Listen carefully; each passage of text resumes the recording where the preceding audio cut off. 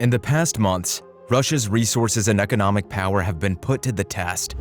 As sanctions take their toll and Russia's leader writes off Western markets, analysts count the value for the nation's resources. Although its GDP only comes in at 11th in the world, Russia is the largest country in the world with a landmass of 17,098,242 square kilometers, containing 1/8 of the entire world's land area. Because of its large size, Russia has a wide variety of natural features and resources. Not only that, but the country is a nuclear superpower, one of 9 countries in the world with such capabilities. The country's assets are vast. Russia holds 17 billion tons of oil and 48 billion cubic meters of gas. It holds the #1 spot for world gas reserves and is the world's 2nd largest producer of dry natural gas. The country is the 3rd largest oil producer in the world, behind the US and Saudi Arabia. The nation accounted for 11% of the total world oil production.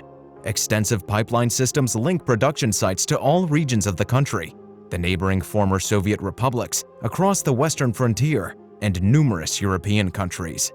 But Russia's resources are not just oil and gas. It also has major deposits of metals and minerals, timber supplies, and vast amounts of land. The main product of Russian farming has always been grain, which occupies considerably more than half of the cropland. Wheat is the chief cereal, followed by barley, rye, and oats. It contains the world's largest forest reserves, roughly 60% more than Canada or Brazil, which are numbers 2 and 3 respectively. Russia's forestry industry employs some 1 million people. Russia may hold as much as 30% of the world's iron. It is the world's 6th largest coal producer and contains coal reserves second only to the US. Russia also produces 3.9% of the world's steel. Because of the abundance of both iron and coal, Russian steel companies have been some of the world's most profitable. They were a major contributor to bringing Russia's economy back online after the collapse of the 1990s and were seen as bright spots for the development of corporate governance. They were taken over by capable managers who upgraded equipment and management to make the new businesses globally competitive. The country has generally enjoyed a healthy trade surplus since the dissolution of the Soviet Union.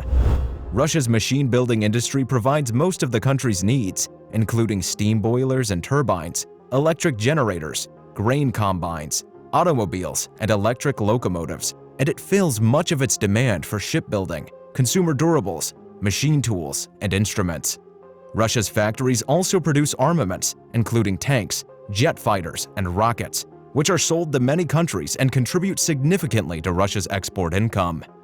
Lake Baikal, located in southern Siberia, is the world's deepest lake and also the world's largest freshwater lake. It contains around 1/5 of the entire world's unfrozen surface water, more than all of the North American Great Lakes combined. Like the deep lakes of Africa's Rift Valley, Lake Baikal was formed from a divergent tectonic plate boundary. The Russian fishing industry rivals the size of the world's other leading producers like Japan, the United States, and China. Russia produces about 1/3 of all canned fish and some 1/4 of the world's total fresh and frozen fish. The privatization of fishing in the 1990s shifted the industry's focus from production for domestic consumption to exports. Russia's size and the great distances that often separate sources of raw materials and foods from consumers do place a heavy burden on the transport system. Nevertheless, the rail network is a very open one. The country's highway system remains largely centralized in the West. Air transport plays an increasingly important role. They carry high-value items to and from the remote parts. Airlines are responsible for nearly 1/5 of all passenger movement. Russia's wealth and resources is really immeasurable. It covers a vast amount of topographically varied territory. Climate factors have also greatly shaped the distribution of Russia's resources. In Siberia, for example, giant holes in the ground began to appear around 2014 and initially baffled scientists. These massive holes were later found to be pockets of methane gas trapped in previously frozen soil that had thawed due to the warming climate. If global temperatures continue to climb, the area of permafrost will shrink, increasing the potential for agriculture in northern Russia.